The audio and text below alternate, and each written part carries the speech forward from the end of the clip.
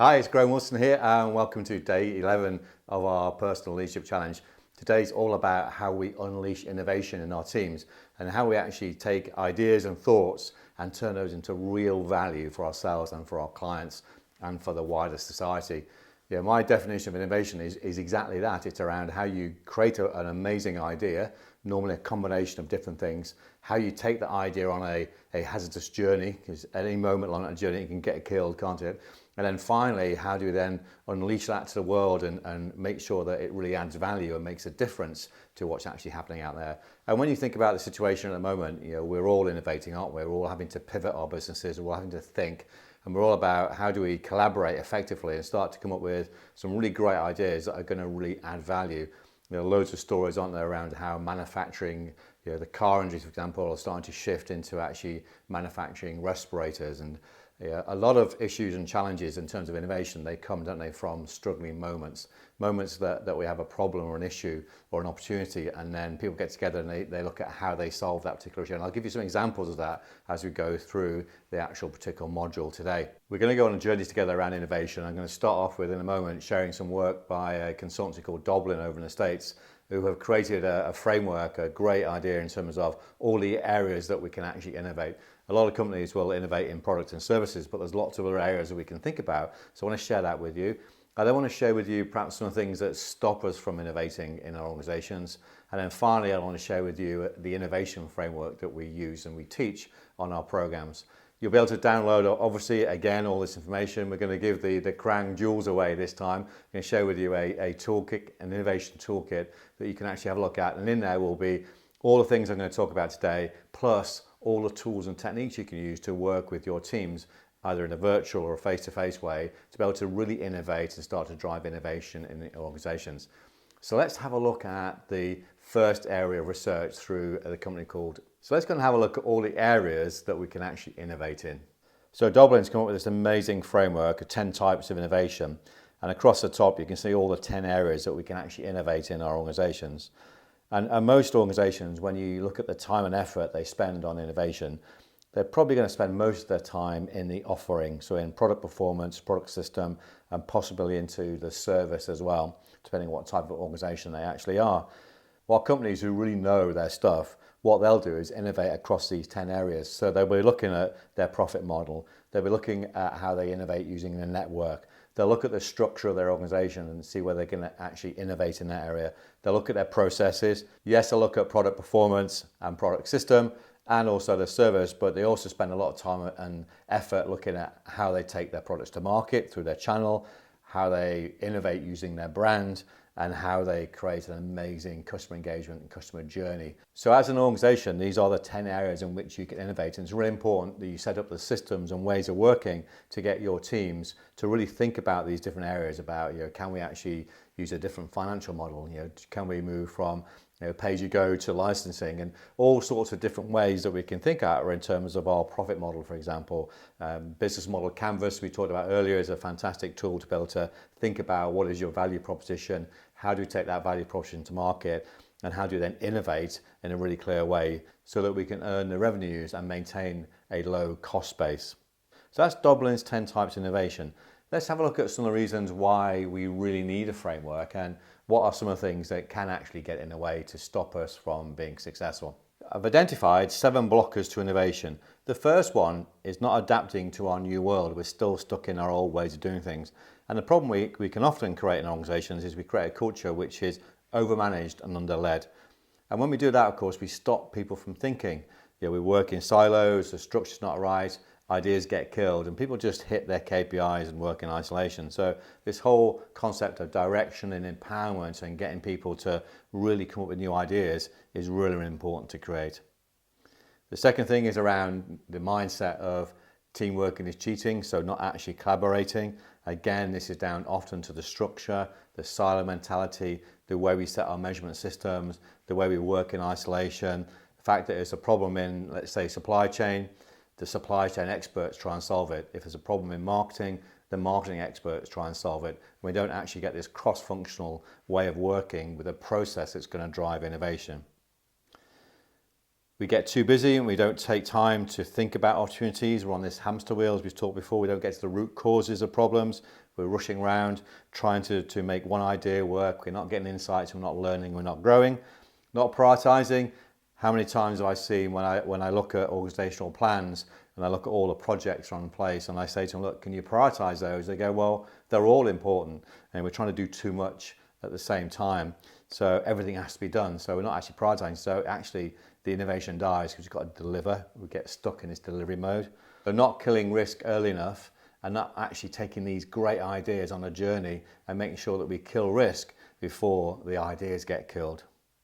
Not engaging with the business. I mean, how many times we've seen amazing ideas that get killed in the business because we haven't actually engaged people with the idea. We shock them with this new idea and they go, no, we're too busy, we can't do that, and they kill the idea.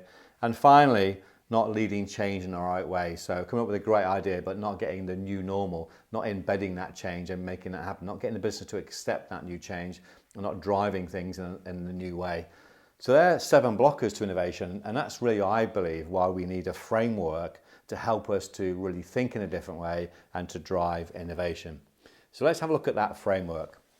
So I believe any innovation really starts with your ability to have discussion and dialogue with people. It's all about how you get the right people in the right place at the right time and have some real good dialogue, some good discussion, using a number of tools and techniques to be able to get some really good insights and some ideas, and then drive that forward into delivery. So we start the model right in the core there with what we call the conversational super skills. These are 5 skills which will make a difference. So when we have a group which are innovating, it's important that we get them in the right frame, that everyone's in the moment. We're not multitasking, we're there, we're present, we're maintaining undivided attention. So we're focused on one problem at a time. It's about hyper-awareness and choosing your emotions. It's about how you really understand and decode the messages that people are saying in the conversations when we're innovating. It's also about voicing, about being courageous and challenging people and saying what you're thinking and feeling, getting those ideas out on the board.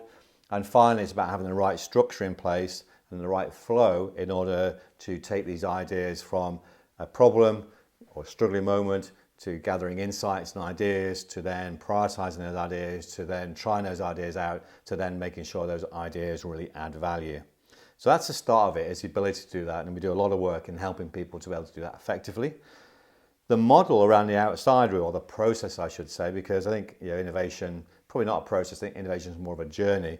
But I think it starts with getting a group of people to actually create this way of working. And I talked on the previous video around the importance of a drumbeat and the importance of reviewing and learning.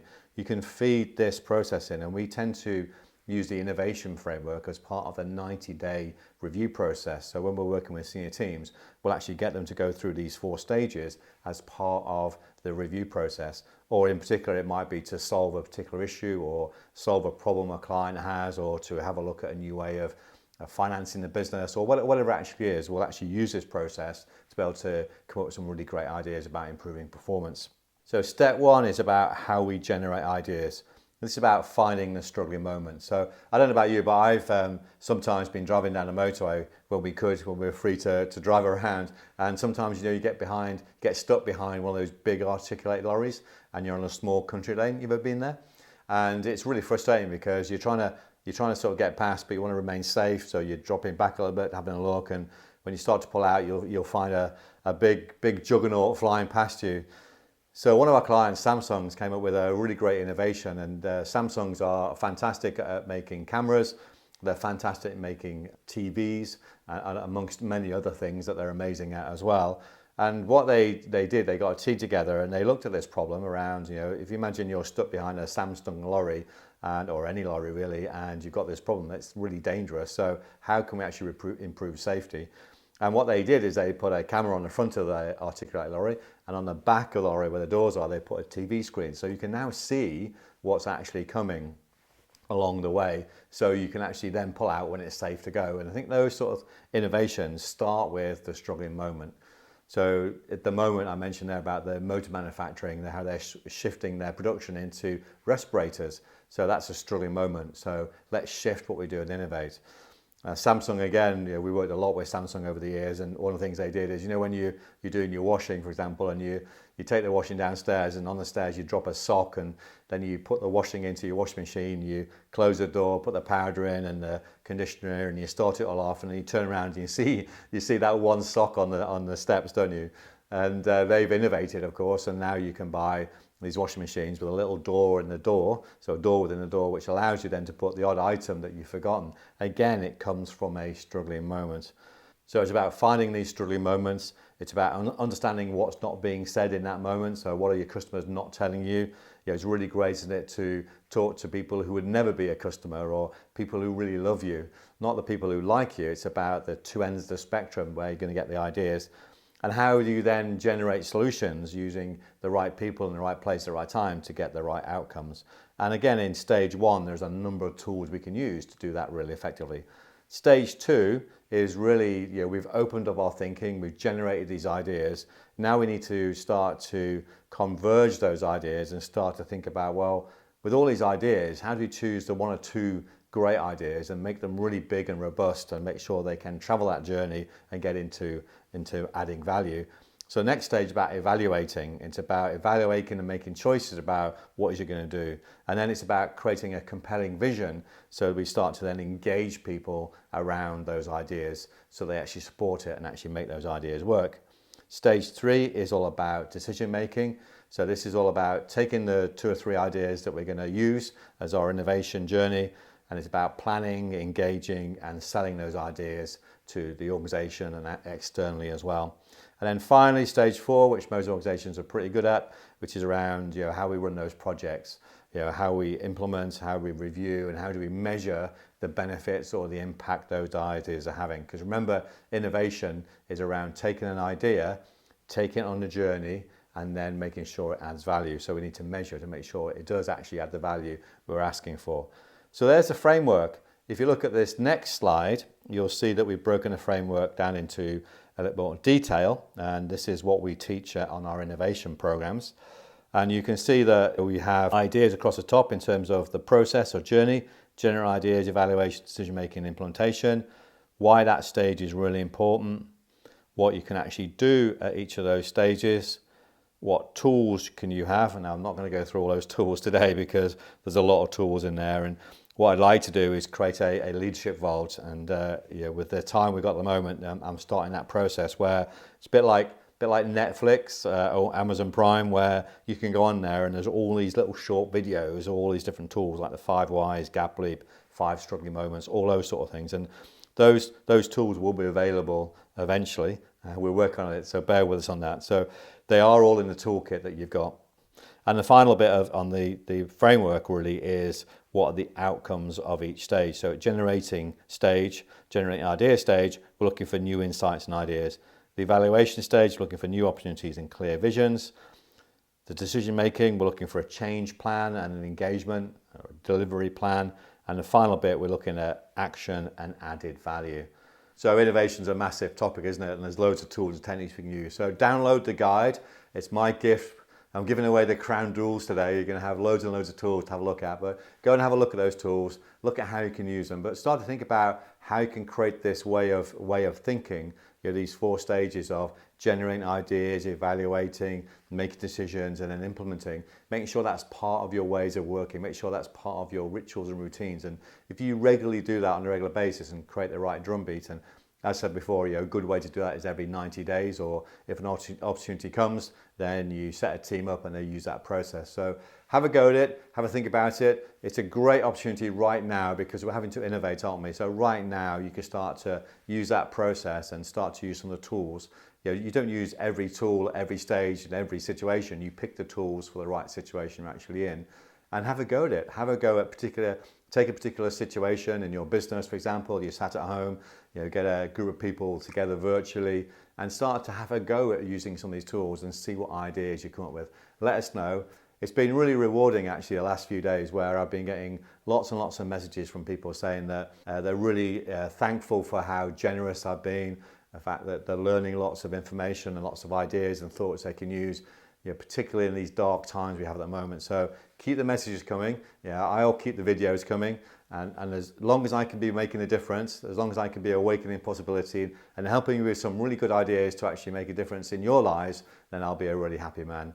So tomorrow, what we're going to look at tomorrow? Well, tomorrow is a very typical topic at the moment. You hear lots of it at the moment, which is about how do we actually become more resilient as leaders. So I'm going to be sharing with you what I call the 6 pillars of resiliency.